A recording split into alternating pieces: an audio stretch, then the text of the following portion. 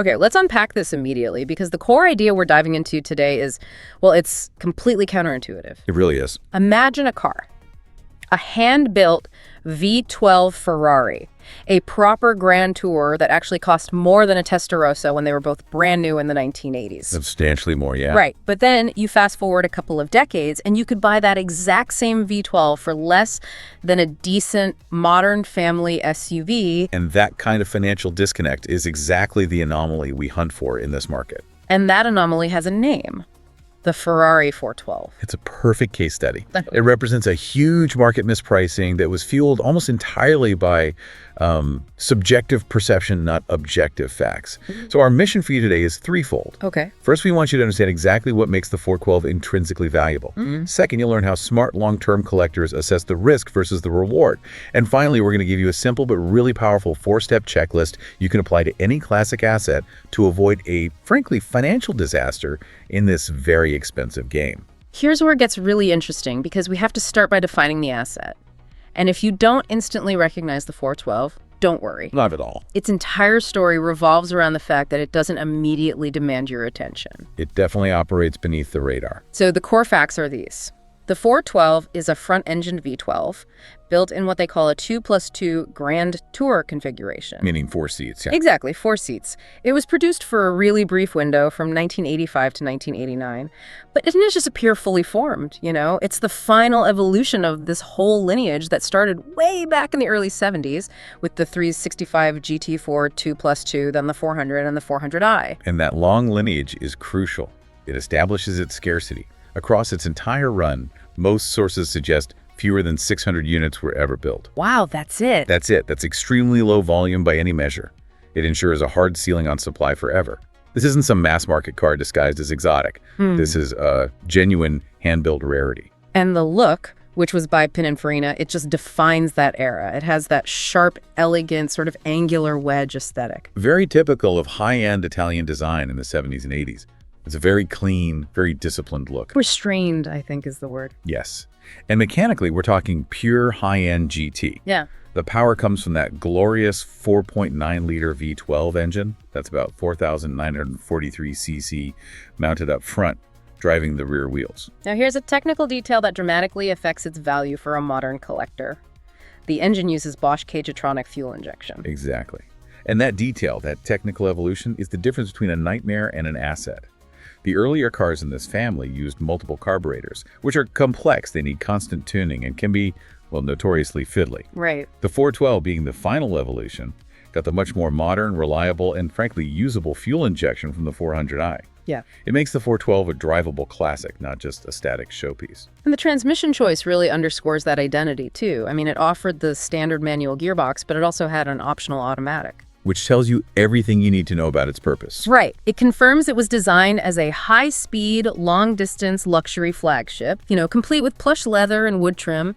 It was built for the owner who wanted effortless performance crossing continents, not the guy looking to shave tenths of a second off a track lap. It was Ferrari's ultimate executive express. So if it's a V12, front-engined, rare, and mechanically sophisticated, why was the market so spectacularly wrong about its value for so long? And that's where we get to the perception gap.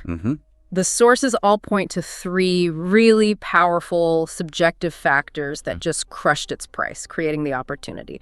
First, that understated design we mentioned, it is just too subtle. It doesn't scream Ferrari from a block away. It's missing the aggressive wings or the huge side strakes of its siblings. And for status-driven buyers in the 80s, if your $250,000 V12 could be mistaken for some well-appointed Italian sedan, it just didn't have the necessary theater. And theater is the price of entry for high-end status objects.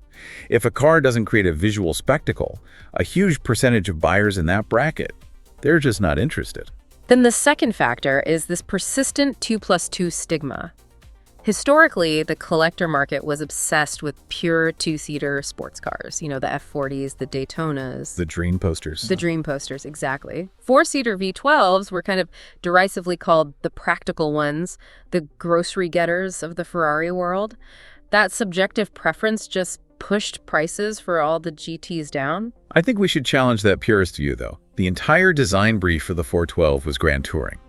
So isn't the market's initial rejection of the 2+2 setup precisely the mistake we are exploiting here? That's a brilliant point. The stigma ignored the car's qualities simply because it fulfilled its luxurious function too well. So the market penalized the car for being exactly what it was designed to be, a supremely capable, usable luxury GT. It missed the forest for the trees. It did. And the third reason for the undervaluation is simple: the shadow of the icons. The 412 lived in the massive, glorious shadow of 1980s automotive deities. I mean, while the 412 was quietly on sale, the entire automotive press, all the investment money, it was focused squarely on the Testarossa, the 288 GTO, and eventually the F40. So the 412 just existed quietly in the corner, drawing no spotlight at all. Exactly. And when the market ignores something that is objectively rare and high quality for subjective reasons, like a lack of theater or the stigma of having rear seats, that gap between perception and reality is the essential ingredient for a major mispricing. It's what savvy investors love. Okay, so let's move past the subjective stuff and connect this to the objective hard facts that drive its real value today, regardless of what poster was on a teenager's wall 30 years ago. Let's do it. Fact one is the production and rarity we already talked about. Only a few hundred ever made. Compared to modern performance cars, even hyper-exclusive ones, which are sometimes built in the thousands, this creates an unchangeable ceiling for supply. This scarcity is a hard financial fact. Number two is its position in Ferrari history. It's what we call the last of a line designation. Okay. The 412 is the final evolution of that classic front-engined V12 2+2 philosophy. And crucially, it's the last production Ferrari designed by Pininfarina to have that crisp, angled, wedge-like body style before the brand shifted into the more rounded, fluid shapes of the 1990s. So when collectors realize that a specific design era has completely ended, the previously overlooked final model often becomes highly significant. got it. Fact three is the mechanical package, and this is all about usability. You are acquiring a usable, drivable V12 asset with real long-distance capability, all made better by that reliable fuel injection. The investment isn't just a static display piece. It's a tool you can genuinely enjoy and experience. And finally, the price discrepancy. Remember, when this car was new, it was priced at the absolute high end, competing with or even costing more than other icons of the day. Yet decades later, its price fell completely out of sync with its original status. Anytime a car's initial cost is wildly different from its depressed long-term market value, it signals a potential correction just waiting to happen, based purely on intrinsic quality and rarity. Okay, so we've established the model in general was mispriced. But you can't just pick up any forgotten 412 and expect an investment return. It sounds like having a flawless market story is only half the battle. Once you confirm the model is good, where does the truly sophisticated buyer focus their scrutiny? This is the critical juncture. High-end buyers are focusing on a very specific checklist to determine if an individual 412 is an asset or a liability, and condition is paramount. But in a V12, condition means complexity. What are the specific red flags that separate an investment-grade car from, a Franken car? First is the physical inspection. You're checking the bodywork, especially hidden areas, for rust or potential collision repairs. Second, mechanical health, and this is where the costs get serious. We're looking for oil leaks, specifically around the complex dry sump lubrication system, cooling system integrity, and the condition of the suspension. And a V12 engine service isn't cheap. It's not. It might require specialist labor rates. Yeah. And fixing a tired suspension system, replacing all the bushings and shocks, can easily run into 5 figures. You need a maintenance history that shows these complex things were already addressed. Okay, so if the physical condition checks out, what's next in the due diligence process? The paperwork. It must have a fully documented history. This means comprehensive service records that show when major services happened and by whom. Crucially, we need proof of a clear, verifiable chain of ownership, preferably with long-term owners who treated the car as an asset. And all the original stuff matters, right? The manuals, the toolkits. Oh, absolutely. The presence of the original factory manuals, toolkits, even the original leather wallet or warranty card. It adds tangible monetary value because it proves the car has always been properly cared for. And I imagine originality is non-negotiable for an investment-grade asset in this rarefied air. It is absolutely non-negotiable. The car must be a matching numbers example. Meaning the engine and chassis numbers match the factory records. Correct. Any deviation, which often indicates a non-original replacement engine, can severely harm the investment potential. And beyond that, value is harmed by non-original parts aftermarket wheels, modern audio systems, any ill-advised tuning. The buyer demands the original factory paint color and interior spec, or a professional documented restoration back to those period-correct standards. And finally, transmission and specification. Those matter for maximizing value. Yes, though it's a bit nuanced. While the automatic gearbox is reflective of the car's original GT identity, the manual versions, being much rarer, are often sought out by the most serious drivers and collectors. They command a premium. And colors. Factory color combinations, especially unusual or period-specific ones like certain shades of blue or green, can make one particular 412 stand out dramatically over a more common red or black one. The highest values go to the cars that score perfectly across all these points. This level of scrutiny brings us to the financial reality, and we have to be brutally honest here about the cheap Ferrari trap. It's a cliche because it's a universal truth in the classic V12 world. It is the truth. The question is never, how cheaply can I buy this Ferrari? The smart question is, how much will I spend every single year to maintain its value? You have to accept significant specialist maintenance costs. That 4.9-liter V12 is sophisticated. It needs complex knowledge. A crucial timing belt service, while it might not require a full engine out like some other Ferraris, still requires a specialist mechanic charging specialist rates. And skipping quality mechanics just to save a few bucks today is guaranteed to destroy both the car's reliability and its future investment value. We call it deferred maintenance. And deferred maintenance is a silent killer of value. It really is. Even if you hardly drive it, every fluid, every seal, every rubber part is aging. Rubber bushings rot, seals dry out, wiring harnesses degrade. Neglect here just quietly reduces the car's eventual market price, forcing the next owner to pay a massive bill to fix it all. We're not talking about a simple oil change here. Not at all. A major comprehensive engine service on a 412, you are easily looking at a mid to high four-figure bill just for routine work, and potentially 5 figures for any major repairs. And proper storage isn't optional, it's mandatory insurance for the asset. You have to provide dry, secure, stable temperature storage. The sun and moisture will destroy the interior and introduce rust, regardless of what you paid for the car. So the intelligent way to reframe the decision is this. Can I afford to own this Ferrari 412 correctly for years without being forced to cut corners on that mandatory expensive maintenance? Investors to treat these cars like high-value properties that need a continuous, dedicated maintenance budget completely separate from the purchase price. So who does the Ferrari 412 investment actually fit? It seems to demand a very specific kind of owner. It does. It fits the investor who appreciates understated luxury, the connoisseur who values quality and history over flashy street presence. It fits the collector who wants a usable classic, something they can actually drive long distances and enjoy, not just trailer to a show. And it fits the patient person, right? Someone who understands the time horizon for this kind of asset is measured in decades, not a quick flip in 6 months. Exactly. And it absolutely does not suit the person who lacks easy access to a mechanic specializing in 1980s Ferrari V12s.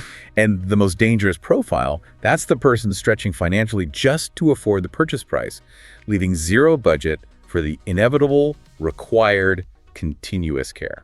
That is how you turn a potentially brilliant investment into a catastrophic financial liability. Precisely. The 412 is a smart, nuanced investment, but only if you approach it as a serious long-term commitment backed by a realistic maintenance fund. And this leads us to the most practical takeaway. Let's step back from this specific Ferrari for a second and develop a universal, actionable tool.